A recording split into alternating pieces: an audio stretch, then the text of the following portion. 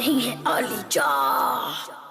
शेर से ये उसने बोला, लोमड़ी को जब पता चला उसने अब करना है क्या। लोमड़ी ने ये सोच लिया। अगले ही दिन जल्दी जल्दी लोमड़ी पहुंची शेर के पास।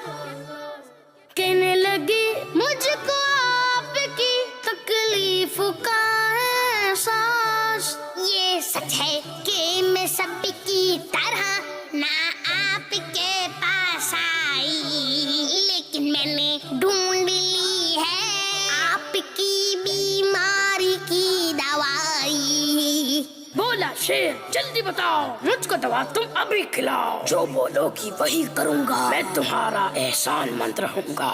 लोमड़ी बोली, आलीजा आपको बस करना है ये भेड़िए की टांग का गोश्त खा लीजिए।